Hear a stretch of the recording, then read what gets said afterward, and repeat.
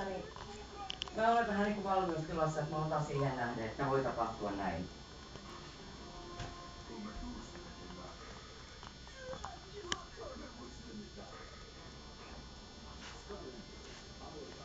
Joo.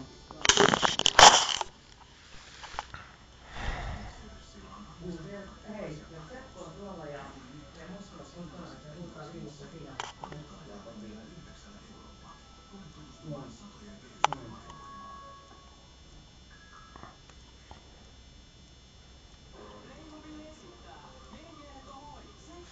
Näin on.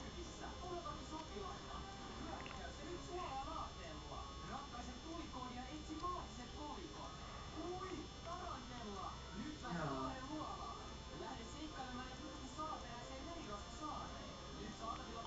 Joo, no sulla on nyt se huusmansakattelu sillä tavalla, että mä en koskaan mihinkään, niin sulla tulee heti vielä eri tavoin. Mä juon tästä pari kaljaa ja yhden jauhosapsin ja en mä muuallakaan mene kovin monta juoda. Ja mä oon yleensä sen verran nuorten nukuttamassa ennen kuin mä kunnon käynyt niiden lääkkeiden takia. Niin...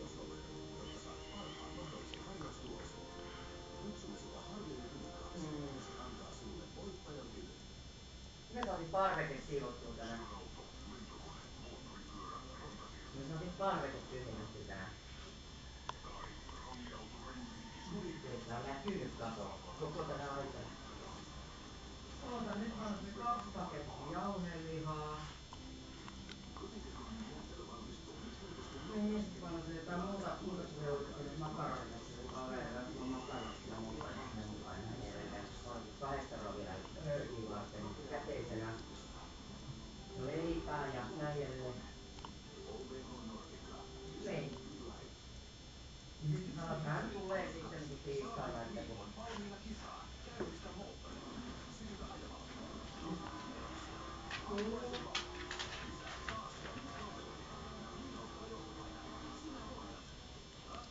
Juu, eikös Teemu...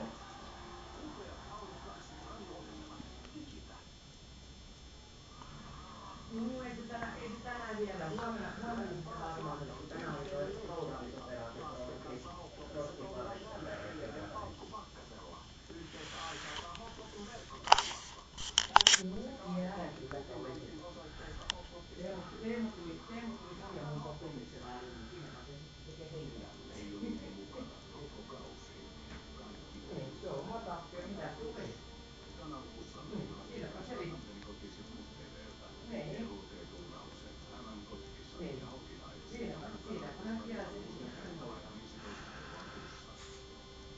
Ei siinä oikein muuta pysty sanoa. Mut ei siinä mitään, niin mä ilmoittelin, että mä Seppoa näen ja jos sä kuulet jotain, niin soita mulle. Niin.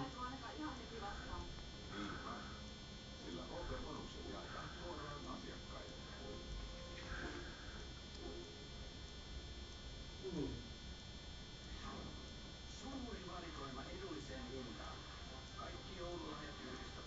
Juu, toivotaan näin. Näin on. Mä tiedän. Mä en luota enää pätkiäkään, että mä oon sen käynyt läpi.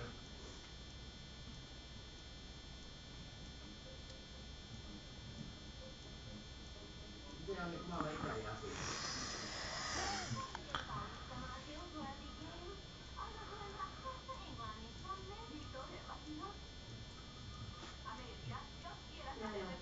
Ei siinä mitään, niin mä olen siinä kunnossa nyt sitten kuitenkin, että mä olen muutenkin siinä kunnossa, kun mä olen ennen ryppänyt noi lääkkeet.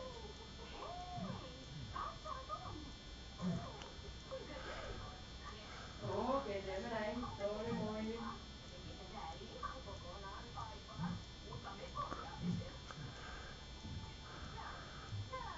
Mä pistän Annen numeron sun puhelimeen. Moikka.